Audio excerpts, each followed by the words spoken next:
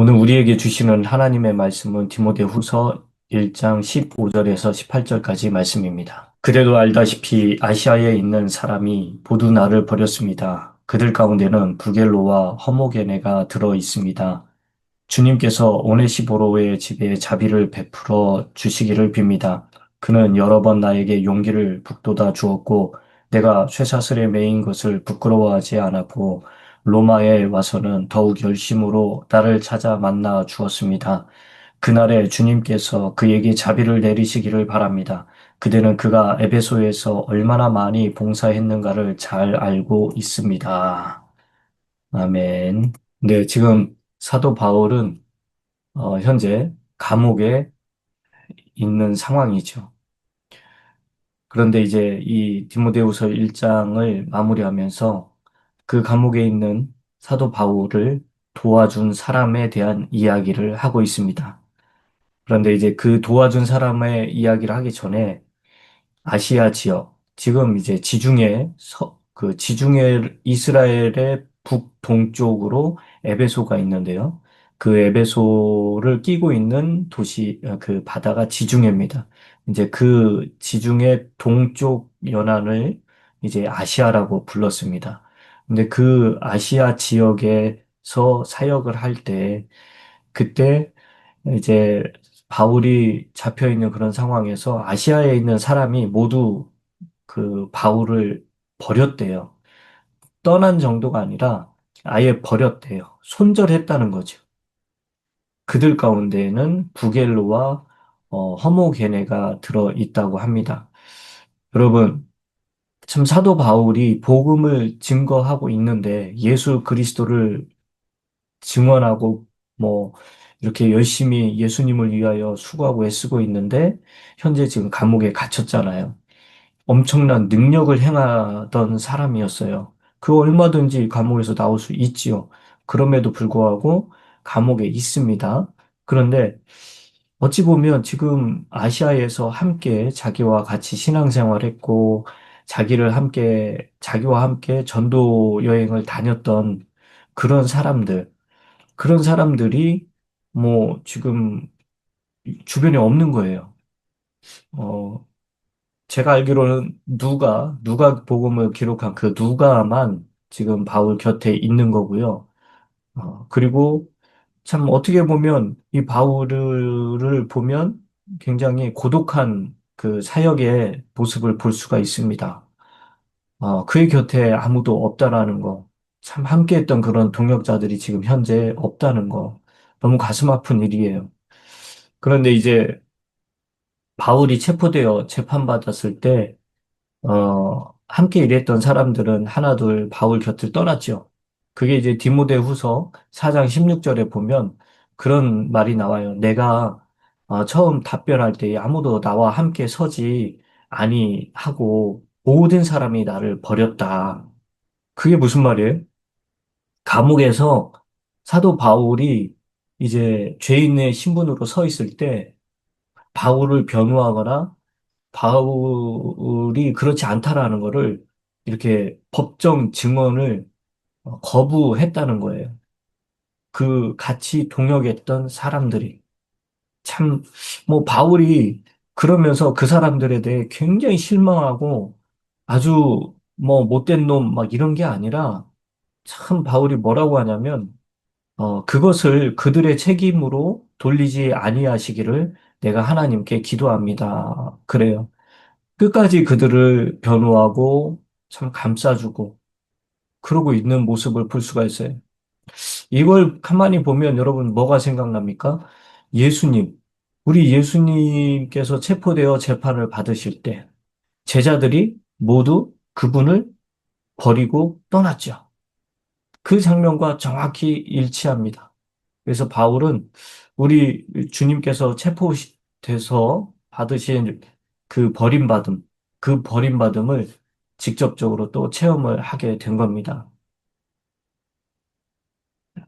그런데 이 주님께서 오네시보로의 집에 자비를 베풀어 주시기를 빕니다.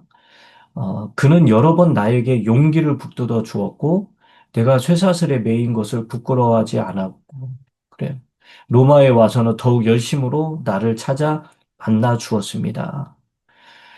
여러분, 오네시보로, 여기 그 15절에서는 누가 나왔죠? 부겔로와 허모게네. 부겔로와 허모게네는 바울 곁에 있다가 그냥 떠나버렸죠. 버렸어요. 아예 바울을 버렸어요. 왜 그럴까요? 여러분 지금 바울이 그냥 감옥에 가만히 갇혀 있는 정도가 아니라 쇠사슬에, 그죠? 쇠사슬에 매였대요. 여러분, 쇠사슬은 어떤 사람에게 이게, 이 쇠사슬을 매게 했을까요? 가벼운 죄를 지은 사람일까요? 아니면 사회를 혼란스럽게 만들고 또 엄청난 살인 또는 뭐 여성에게 몹쓸 짓을 한 사람, 죽어 마땅한 사람들, 그런 사람들을 쇠사슬에 매겠죠. 그리고 컨트롤이 안 되는 사람. 여러분, 사도 바울이 그저 복음을 전했을 뿐인데 그게 로마 사람들이 볼 때 이거는 지금 황제 숭배도 거부하고 오히려 황제가 신이 아니고 이스라엘의 촌뜨기 젊은 청년 하나를 지금 신이라고 외치고 다니고 그를 믿어야 구원받는다고 하고 이렇게 하니까 사회를 전복시키는 체제를 전복하는 그런 아주 중차대한 반국가적인 범죄 행위를 저지른 거예요. 그렇기 때문에 이 사람들은 사도 바울을 아주 극형에 처할 그런 죄인 다루듯이 그렇게 쇠사슬로 매였던 겁니다. 사도 바울이 참 마음이 아팠을 것 같아요. 힘들었을 것 같습니다. 그런데 사도 바울은 둘째치고 사도 바울을 따르고 같이 다녔던 그 사람들조차도 이게 뭐야? 우리가 그냥 예수님만 전했을 뿐인데 우리의 말로가 저렇다고? 그러고 무서워서 도망갔을 수도 있어요. 그리고 그리고 많은 아시아 사람들이 그러면 사도 바울의 모습을 보고 너무 창피했을 수도 있습니다. 그래서 많은 사람들이 거의 대부분의 사람들이 그런 사도 바울의 모습을 보고 떠났고 버렸고 손절했고 아 우리는 이제 당신하고 상관이 없습니다. 그리고 우리는 우리 갈 길 가겠습니다. 그랬어요. 그런데 이 오네시보로는 그러지 않았다는 거죠. 그는 여러 번 바울에게 찾아가서 용기를 북돋아 주었다는 거예요. 바울이 지금 굉장한 배신감을 느끼고 있었을 겁니다. 바울이 엄청난 기적들을 베풀고 있을 때 그들과 함께 전도 여행을 가면서 바울과 함께 전도 여행을 하면서 그 엄청난 기적들을 맛보고 많은 사람들로부터 융숭한 대접을 받았던 그런 사람들도 있었을 겁니다. 자, 그런데 그런 사람들은 떠났죠? 그런데 감옥에 갇혔죠? 절망과 실망 가운데 있을 수도 있는데 그때 이 오네시보로는 찾아와요. 그런데 한 번 찾아온 게 아니라 여러 번 찾아옵니다. 여러 번 찾아와서 이 바울에게 용기를 북돋아 주었대요. 저는 이 표현을 보면서, 뭐지? 사도 바울은 항상 기뻐했고, 항상 믿음의 이 신앙의 이 열정이 항상 고조에 있을 것 같았는데, 여기 보니까 여러 번 나에게 용기를 북돋아 주었대요. 사도 바울도 인간인지라 사도 바울도 죄의 몸을 가지고 있는 그런 사람인지라 어떻습니까? 지치기도 하고 때로는 절망도 하고 낙심도 하고 그랬다는 거죠. 그런 거를 단적으로 보여주고 있습니다. 그런데 이 오네시보로는 형제, 사도 바울이여 절대 그러지 말라고. 그러면서 그 감옥까지 찾아와서 그 쇠사슬에 매인 바울을 부끄러워하지 않고 그를 상쾌하게 했고 그에게 용기를 북돋아 주었던 겁니다. 또 로마에 와서는 더욱 열심으로 나를 찾아 만나 주었대요. 여러분 에베소에서 로마까지 여러 번 찾아와서 자기를 만나 주었다는 겁니다. 이게 보통 열심입니까? 이건 정말 오네시보로의 이 믿음을 보면 우리가 본받아야 될 그런 믿음이에요. 세상 사람들도 의리를 지켜서 정말 내가 손해본다 할지라도 그 나와 친분 관계에 있고 형제지간이거나 아니 깡패들도 자기들의 의리를 지키는데 우리는 그리스도인이라고 하면서도 의리를 지키지 않고 그냥 약삭 빠르게 얌체같이 나의 이속만 딱 챙기고 빠져버리는 그런 일들이 얼마나 많습니까? 그런 사람들이 얼마나 많아요. 뭐 저도 마찬가지입니다. 그런데 이 오네시보로는 그렇지 않았다는 거죠.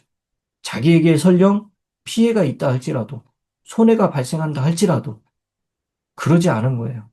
사도 바울, 예수 그리스도의 복음을 증거하는 그 사람을 위해 자기가 가지고 있는 것들을 아낌없이 그를 위해 그걸 사용한 거예요. 그래서 사도 바울은 주님께서 오네시보로의 집에 자비를 베풀어 주시기를 빕니다. 그랬어요. 오네시보로가 사도 바울의 감옥 생활을 뭐 잘 돕기 위해서 물질도 가져갔을 거 아닙니까? 많은 물질을 가져왔어요. 그럼 오네시보로 집은 지금 누가 일을 할까요? 그 집을 하나님께서 경영해 달라고. 오네시브로가 여기 와서 나와 함께 나를 살리고 나를 보살피고 나를 격려하고 나에게 용기를 주는 이 시간에 오네시브로가 일을 못하니 하나님 오네시브로의 집안을 주님 살펴주시고 직접 주님이 경영하여 주시고 직접 그 가정을 주님께서 책임져 주시라고. 바울은 그렇게 기도를 할 수밖에 없지요. 너무나 당연한 거죠. 오네시브로의 집이 하나님께 받았을 복을 한번 생각해 보십시오. 얼마나 큰 복을 받았을까요? 어찌됐든 이 오네시브로는 더욱 열심으로 이 사도 바울을 찾아와서 만나 주었습니다. 자, 그리고 나서 디모데후서 1장 18절에 보니까 그날의 주님께서 그날의 예수 그리스도의 재림이에요. 그리고 또 재림 다음에는 바로 그리스도의 심판석이 있어요. 재림하셔가지고 우리를 싹 휴거해가지고 하늘로 올라간 다음에 거기에서 이제 그리스도의 심판석이 열리는데 자, 그날에 그게 그날이에요. 주님께서 그에게 자비를 내리시기 바랍니다. 그래요. 이 말은 오네시모가 이 땅에 있을 때 사도 바울을 부끄러워하지 않고 주의 종을 섬기듯 주님을 섬기듯 그렇게 열심을 다해 바울을 섬겼던 그 오네시모의 믿음의 순종, 꾸준히 계속되어진 그 믿음의 봉사를 주님이 기억하여 주십시오. 그래서 그날에 우리가 주님 그리스도 앞에서 심판을 받고 상급을 받는다고 했잖아요. 그때 그 상급을 많이 주시라고, 그 상급이 없어지지 않게 해달라고, 그렇게 자비를 베풀어 달라고 그 기도를 하고 있는 겁니다. 그대는 이제 디모데에게 말을 하죠. 디모데야, 너는 그가 에베소에서 얼마나 많이 봉사했는가를 잘 알고 있다. 그래요. 이 오네시보로는요, 바울이 감옥에 갇혀 있을 때만 바울에게 섬기고 바울을 찾아가고 했던 게 아니라 바울이 에베소에 있을 때부터 이 바울뿐만 아니라 주변의 많은 사람들에게 교회와 성도들에게 정말 열심히 봉사했던 사람이에요. 그래서 이미 디모데도 그 오네시보로의 믿음의 그 열정, 그 봉사, 이 모든 것을 다 이미 알고 있는 겁니다. 여러분, 저와 여러분들은 우리 믿는 자들에게 어떻게 기억되기를 원합니까? 제가 저희 교회에 올 때 당신의 비전, 그게 무엇입니까? 그랬을 때 저는 본이 되는 목사가 되고 싶습니다. 모든 부분에서 내 개인적인 신앙생활뿐만 아니라 가정과 그 여타의 모든 면에서 본이 되는 목사가 되고 싶습니다. 여러분, 오네시브로는요, 정말 신실한 그리스도인의 본이 되고 있어요. 교회를 섬기는 직분자의 본이 되고 있습니다. 또 사도를 비롯한 사도뿐만 아니라 목회자를, 감독을 어떻게 섬겨야 되는지 그 본을 보이고 있는 사람이에요. 이 오네시보로. 여러분, 내가, 내가 부겔로와 허모게네 같은 사람이 될 것이냐, 아니면 오네시보로 같은 사람이 될 것이냐, 이것을 오늘 우리가 결정하고 내가 어떻게 살아야 될 건지 여러분 다 아시잖아요. 그렇게 꾸준한 믿음의 봉사를 보이면서 내가 살아야 되겠다. 이렇게 다짐하고 결심해야 돼요. 그렇게 되면 나에게 손해가 올 것 같지요? 아닙니다.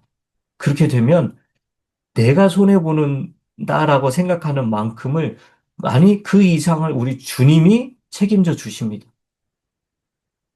여러분, 오늘도 저와 여러분들이 하나님께서 하라고 하는 그 어떤 마음의 부담을, 거룩한 부담을 준다면 순종하십시오.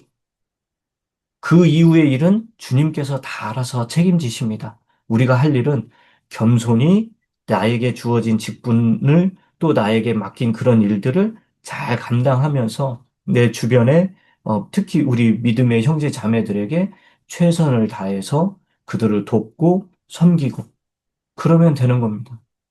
그러기 위해서는 때로는 내 지갑을 열어야 될 때도 있고요.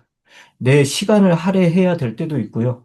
내가 가지고 있는 재능으로 그 사람을 도와줘야 할 때도 있어요. 그런 경우도 있습니다. 여러분, 그런 거 주저하지 마시고, 정말로 나에게 이런 기회가 왔구나. 내가 오네시보로가 될 수 있는 기회가 왔구나. 여러분, 그런 마음을 가지고 적극적으로 오늘 하루도 주님의 그 일을 찾아서 수행하시는 그런 저와 여러분들이 되시길 주님의 이름으로 축원합니다.